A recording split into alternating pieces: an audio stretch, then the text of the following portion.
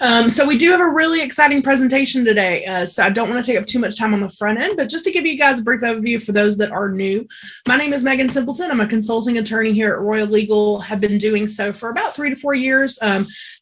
Also have a law practice here in Birmingham where I'm based out of, and have been involved in the real estate investor space for years. And so inside of that, love my time at Royal Legal. We are a one-stop shop operating in all 50 states on a variety of topics. So hopefully, hopefully you guys are getting a lot of value out of these calls. We can bring a variety of information to you. Now, these calls are recorded, and the reason for that is that we do like to post them to Wistia, which is our channel where you can go and pull old recordings to review if you want to take a look back. It's also those that you can share to your family or your network if it's something that'd be useful for them as well. So want to make sure you're aware they are recorded.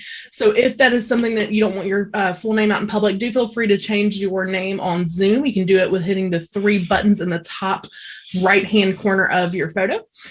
Excuse me. And so want to make you aware of that. A couple other options apart from the recordings of ways to stay connected outside of these calls. We've got our Discord channels, which are where you can connect to other investors, ask questions, but we've got some staff in there that can hop in occasionally as well. And then we do have this show and a couple others throughout the week. And so inside of the chat today, you'll see that our team will be posting different links. Those will be things like links to previous videos, to our content calendar for what's coming up in this show and future shows, and then also the Discord channels as well, information about that. So keep an eye on the chat. The chat can also be utilized by you. If you have any questions or items you want to keep top of mind, feel free to drop them there. It's also a great place to drop your contact information. If you meet anyone you want to connect with them afterwards, do some networking, you can use that as well. So our guest today is Brad Cullipher. And so Brad is a good friend of RLS. We are really excited to have him here talking with us today. So I am going to hand the floor over to him. He does have a presentation he's going to share. So Brad, if you wouldn't mind, just tell us a little bit about yourself before we hop in the presentation. Yeah, absolutely. Nice to meet you guys. Some fantastic questions and points you've kind of hit on. A little bit about me, and we'll kind of go over to the slides too, but I'm in the finance world. I've been in the finance world for about 20 years. First and foremost, I'm an investor myself, so I've got over 200 units, $130 million balance sheet, 190-ish long-term rentals, 25 short-term rentals, licensed loan officer since 2003. I've served at every level you possibly could. I went to a bank, I was a CEO, started the mortgage division, ran it to an $80 million a month run rate in 18 months. Still own about 2.5% of the bank, but just a small SSB. So I understand finance from kind of top down, to be honest. And since I'm in it, Charlie had some great points. All of you had some great points that basically touched on a little bit earlier. There's always different seasons and things shift. And so at one point I did a ton of, regular conventional loans for myself, trying to get rates. And then it came down to ease and, not having to recreate the wheel or having everything hit my credit report. And then it came down to preservation of capital. And so I think one loan or one finance situation is never a fit all type thing. It's each and every individual investor, team, company, family's personal position that they're in. And it's my job to help structure or at least advise on, what I think is best. So everybody's got a different time and place, but I think you guys have some fantastic thoughts that you shared thus far, and I'm very much looking forward to getting to know you a little bit better and kind of tell you about what I do, and hopefully I can help some people out and learn along the way.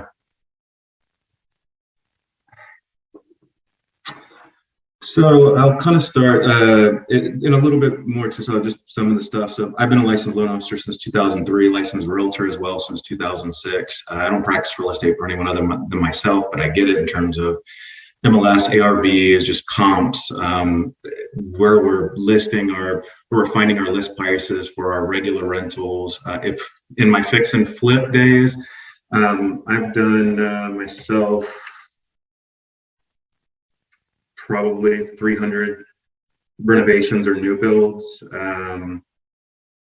Participated in probably 100 owner finance loans, a couple million in notes receivable where I bought a house with paper, kind of like what you guys were talking about, owner finance. I did a lot of subject to where I would go buy the house, take it subject to their existing financing, obviously get it titled over, take care of all liens except the main lien that was on there. And at that point, either put the house into service in the rental portfolio, fix it up and sell it, or sometimes I fixed it up, sold it, and I took the note rate at which I acquired the house and the paper for. Maybe I got a 3% on that, but I sold it over finance for an 8 or 9% on a full 30-year term. So lots of ways to skin a cat. It's a little bit of my background. I'll kind of go into the PowerPoint presentation. I'm not a great PowerPoint guy, so bear with me if there's lack of luster on it, but I love the Q&A part and everything else. How do I start this on my side? Do I just share my screen, Megan?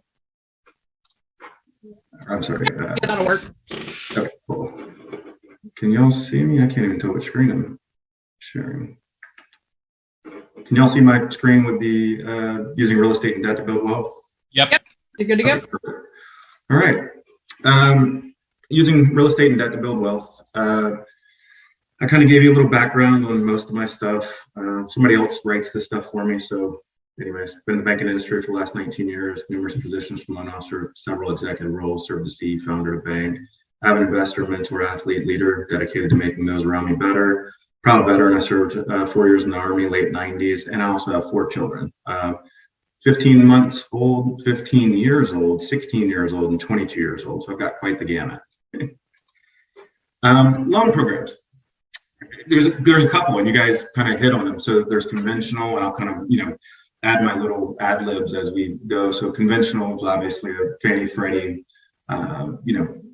guaranteed loan, not in terms of government guaranteed, but through an AU, automated underwriting approval, lots of liquidity. You can have up to 10 loans, as low as 3% down payment on some conventionals. It's good. It's where you go for in the beginning to get your first ones. In my opinion, you can get low down payments, great rates, 30-year fixed, which a lot of times don't appear in the commercial market. So I think there's a time and place for everything. Non-QM, which is just non-qualified mortgage, those can be bank statement loans.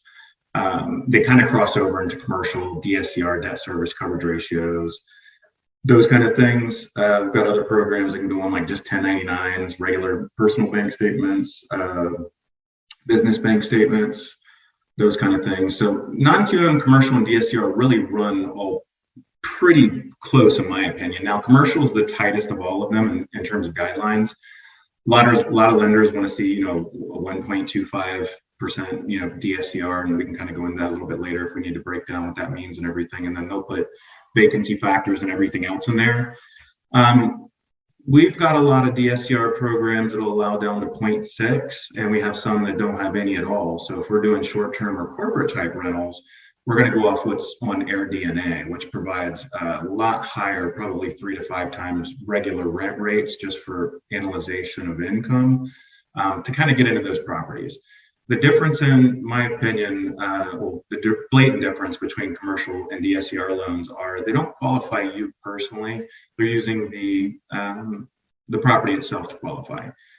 So it's not going off of your income or your job or anything like that. It's simply going off of the income earning opportunity or the past financials in which the property is actually earned. Then there's hard money, and then fix and flip loans. I think they have a purpose. I closed on one yesterday, actually. It's just funded today. I bought it for $2.5 million. I got $828,000 for rehab. It appraised at $4.4 million in what's called an ARV value. And the reason why I did that is I've tied up so much money over the years with just a traditional 20% down product and then rehabbing every loan out of pocket. So for instance, I started going down this loan. This is my first one I actually did like this. I've done tons for clients, but being a finance guy, a lot of times it was hard to put the pen to the paper and see how much more I was going to pay in interest, how much more I was going to pay in points, how much more I was going to pay to redo the loan and redo a title policy, another point or so to get it done into the next mortgage. But the fact is on this one, 2.5, 828 for rehab. I put $402,000 down to purchase that property, and I have an 828 rehab. So at the end of the day, I got a property that will be worth 4.2, 4.4 when it's said and done, and I only put $400,000 into it. I've got enough money for a pool, all my renovations. I'm also a contractor and a builder, so I GC every one of these projects. So I kind of know it from soup to nuts. I don't do the engineering or architecture, but I run all this up. So mechanical, plumbing, sheetrock, trim guys, cabinetry, quartz, plumbers, choosing the architects and engineers, approving the design, picking all layouts of all the tiles, all the paint colors, all the finishes, all the specs. I do the budget. So I really am pretty well rounded in all of it. So I think hard money for this particular one, we've got a program that worked well, 7.99 with 2 points. Not bad at all. I got to put down 10% on the project. This one ended up, because of the loan amount, I ended up more around 12.5%, but I got to finance all of my renovation. So had I done that conventionally, I would have put down 20%, which most lenders are wanting 25% when you start to get to that size. But I would have put down 20%, which would have been 500 grand. And then I would have put another 800 into construction. I would have been out of pocket 1.3 million instead of being out of pocket 400,000. And so what that allows me to do is kind of rinse and repeat, go and get, more houses. What I've kind of got it down to is every 500,000, I'm able to create about $30,000 a month in revenue. So if I can get 1.4, I need 1.5 to create 90,000 a month in rents, as opposed to putting it all into one property. So for me, it's about leverage. More properties that I can acquire safely with some skin in the game, that operate, that ratio, and that cover debt, more importantly, the more I've gotten depreciation, mortgage interest, property taxes, and the balance sheet continues to grow. Loan programs in a nutshell. There's more, obviously, and kind of those, but I wanted to kind of give at least a summary. Property types. There's obviously more of these. It's just very basic to start the conversation. Single family residences. There's a couple different buckets that we can put those into when we classify what we're doing with them. And this is all just talking about investment, because obviously there's a primary residence, there's a second home. I didn't really go into that stuff. So for my purposes here in illustration, it was based off an investor's mindset. So single family residence, we've got a few categories that I bucket them into myself, and that is short-term rentals, which I consider like a vacation rental, less than 30 days, weekends, 2, 3, 7 days, whatever. Long-term rentals, which I consider personally 12 months or more. And then what's gotten really popular, every state's different. I'm on this call out of Austin, Texas. In Texas, we've gotten really lucky. That's a lot of what it is, a lot of what I'm even talking. I've got a lot of experience, but in terms of what the balance sheet looks like and the equity and the ability to kind of do all these deals, got really lucky. I mean, I've been an avid investor who, every time I had a certain amount of money, instead of going and buying new clothes or anything else, it was pushing the capital into the next project, whatever it is.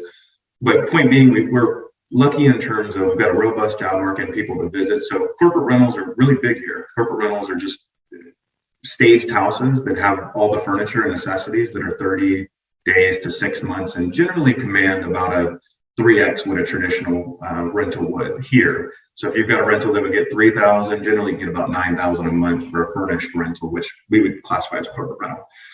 Another property type, multifamily. When it's 1 to 4, it falls inside residential. When it's over 4, it falls into like commercial type loan. So apartment loans, pretty much anything multifamily. Commercial, there's tons of different types of commercial. There's commercial buildings, owner-occupied, non-owner-occupied, strip centers, mixed use, so a multitude of those. And then there's raw land.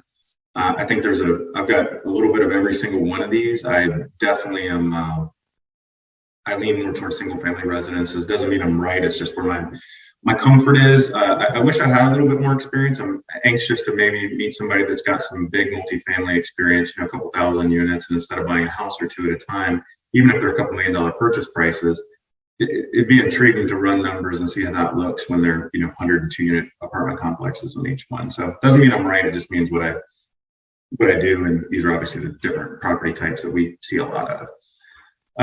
In Texas, I'm just going back to Texas, and my wonderful assistant is the one that put this deck together for us. So 38% of the housing units in Texas are occupied by renters. Pretty good. It means only 62% are owner or second home.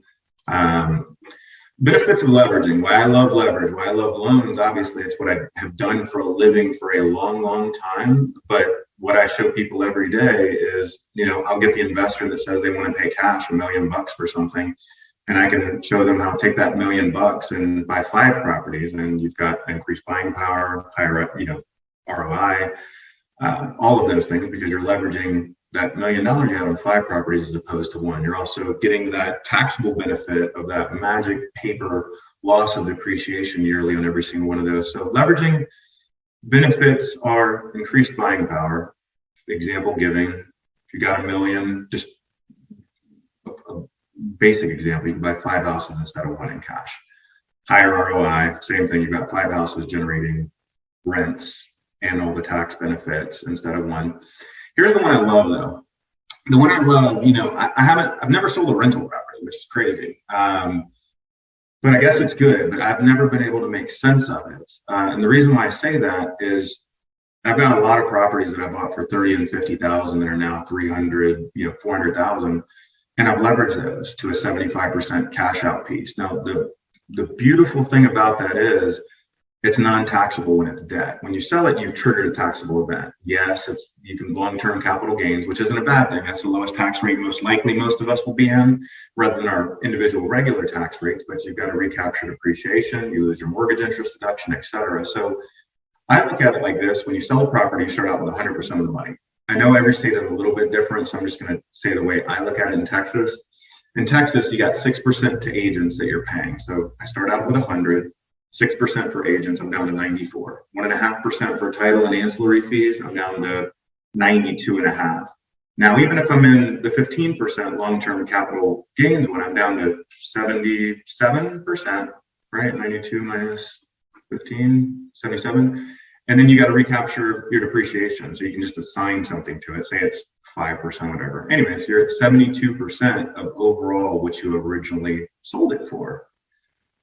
I just think, why would I want to do that when I can borrow 75% and never pay taxes on it, and I never recapture the depreciation, and I still have the mortgage interest deduction and everything else? So I love the borrowing and leveraging the debt as opposed to creating taxable events. Another instance that you can do, it's a little bit harder in hotter markets like this. Obviously, 1031s are a phenomenal tool to do that with. It's just, it's challenging sometimes with identification of the property based on timelines and, how fast properties are going. And then there's always the tax deductible mortgage interest. It's lovely. For now and for a long time, it has been, on any investment property, 100% tax deductible, 1 mortgage interest. Your homestead's got a cap now, 750.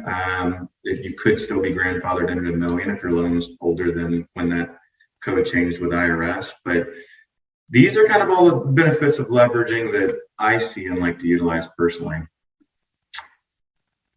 I was hoping there'd be another slide because I felt like I was on a roll, but that's pretty much the basis of it. And what I wanted to do was hopefully spend a little time individually to kind of drill down and answer maybe some specific questions. So more cater to what you're really wondering or wanting to know rather than kind of what I present.